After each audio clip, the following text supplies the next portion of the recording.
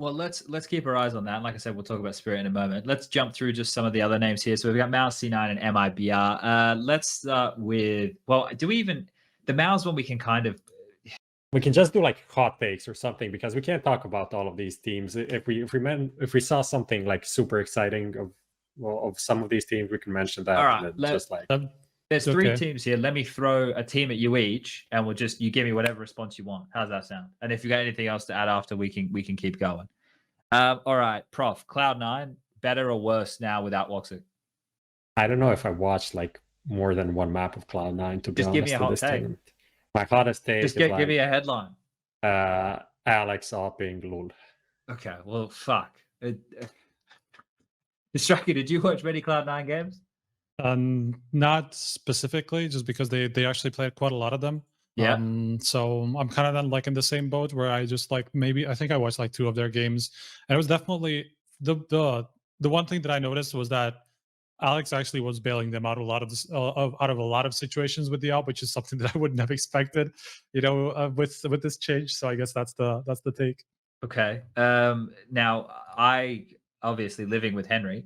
I watched all of the Cloud9 games. To watch every. I watched every rewatch them again. And I'm like sitting there the whole time, and there's like these situations going down, and I'm like, it's all right, you know, like as long as you win the next one clean, you make sure they don't plant, don't let them save an AWP, and like certain situations, like it was going all right, and then other situations we're watching, and it's like, oh, they just lost to Deagles only, and they didn't get a kill, and it's like there were some really good moments and some really bad moments, but I guess it's only been a short period of time since Zeppa's joined, and some of the key takeaways for me, I'd have to go back and check the stats, is that Zeppa and Floppy look like the best 2 players in the team. Like I like I said, I have to check the stats, but from my eye test, Zeppa and Floppy look like the best 2 players in that squad. Flush, did you see much of the Cloud9 stuff? Yeah, I watched some of their games, not all of them. I think I'm on the same page as you. There was definitely a lot of good stuff, but a lot of catastrophic stuff as well. If Alex becomes a good opper, then I see the potential of this team being really good. But I doubt he's gonna become that good of an opper. Okay. If there's any other player in the team that might be decent at it, I think it's a better chance of them becoming really great with it instead of Alex. But I think it'd have to be Esatag then, right? Yeah, surely. Yeah, probably. Or if one of the Americans could do it, I don't know. I'm not too sure about who's playing the op or not. Yeah, it's a weird one. I just went and checked the stats for these guys from the games that they played. I just said I thought Floppy and Zeppa from the eye test were the best 2 players. Zeppa was actually the lowest rated. And then to compound on top of that, the highest rated was Mezzy, and he had a 1.01 rating, and the lowest was Zeppa with 0.91. So my eye test, my eyes are either fucking broken or I need glasses, or both. But like just from the moments I saw, like when things were going well, like entry frags or multi kills or Floppy bailing them out of some situations, like those 2 felt like they were pretty crucial. Now, obviously, the stats don't tell that story. So, like I said, maybe I'm fucking blind. I don't know if we need to dig in too long here on this one. No. MIBR, Dan Oko reminds me of Glenn Coco. You go, Glenn Coco. We don't know. No idea, man. It's just like the movie in 2004. Just like movie. SPUNJ references no one understands. Bingo card, tick that one off. Let's go. Come on, boys. Surely no, but MIBR was like they were better than I expected, to be honest. Like I didn't expect anything. They were kind of competitive in some of these games. Of course, didn't get far, but I was like, okay, like from what I expect from them. But at the same time, this is MIBR. They're a blast team. They're gonna get fucking destroyed at blast. It's not gonna be great. So from that perspective, it sucks. But the team as the team, you kind of get what you signed, right? Sure. Yeah.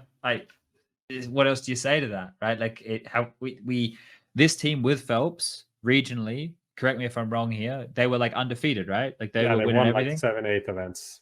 So it's one of these situations where now they're playing against the best teams in the world. Yet like Yell had some moments, you know, now they're practicing against, we don't know what this team's going to be able to offer.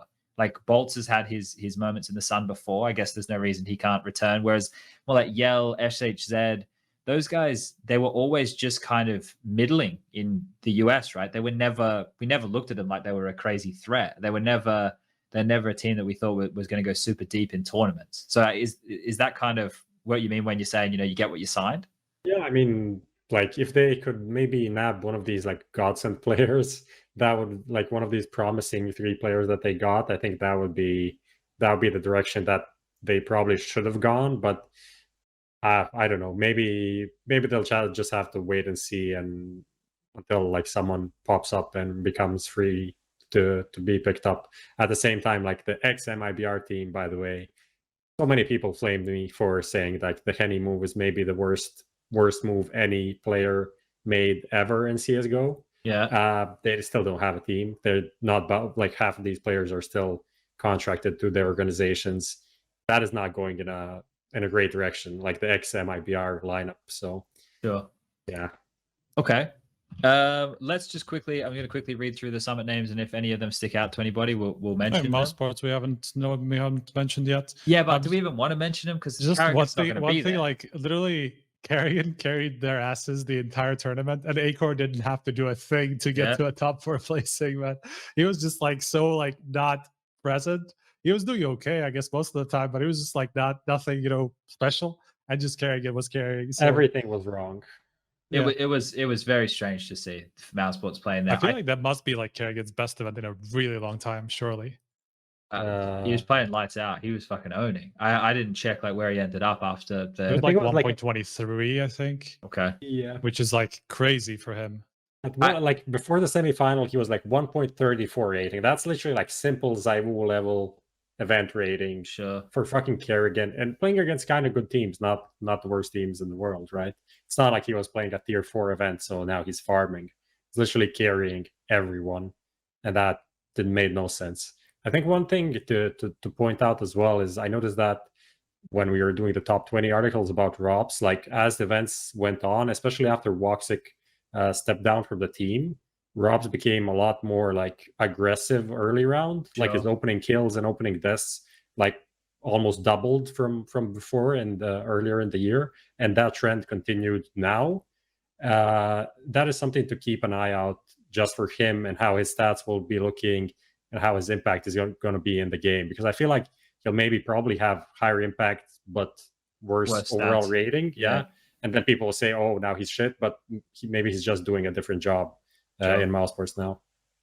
So just quickly, Heroic had some worrying moments, still made top 4. OG, I think they were a little bit underwhelming. Dignitas, I don't think with those boys there, we kind of knew too much of what to expect with them in this field. I think it's maybe, they had some close games. I think FaZe, we know that they're changing roster and complexity. This is the last time, like, I think they can have shit results, right? Like, as long as they get Poison back, as long as things start trending that way, it should be good. Last one on Summit before we move on. Flusher, NIP, coming 5th to 8th. This team here, obviously, it's been the nemesis of Fnatic and yourself for the longest time within the Swedish team. This current iteration, it's mainly young boys, right? Twist and Rez are the veterans of this team. You got Hampus, Nort, Plopsky. Just from you as a Swede, do you think this team has the potential to break in and be a consistent squad looking for trophies? Right now, they're at 18th. I think a lot of people last year coming out of the player break going into Cologne thought they were one of the hottest prospects, but they haven't lived up to it. What do you think? I don't really know what my opinion of them is. I don't see like who is doing what in that team. Like, is there any roles? Okay. When Knock is the upper, and then I don't know what's going on. Sometimes. Yeah, and sometimes he doesn't have it. Yeah, I don't think they could be consistent, because I don't know what's going on from the outside. Like, there's no player that you like expect to do something. Everyone's changing role all the time, and I just can't grasp what they're going for. Yeah, I think that like we've heard that in interviews before as well. And I remember in the early days when Nork joined the team, Striker, were we talking about the fact that we weren't certain who was going to be doing like primary AWPing and how that was all going to go? But it was also kind of like a philosophy of Threat, where he was talking about how he wants to do roles based on maps and not on players at all. So that kind of fits with what Flusha is saying, where they're changing a lot. And that is actually true, yeah. Yeah, makes it hard for the consistency, right? If people are constantly chopping and changing. All right, let's keep it moving.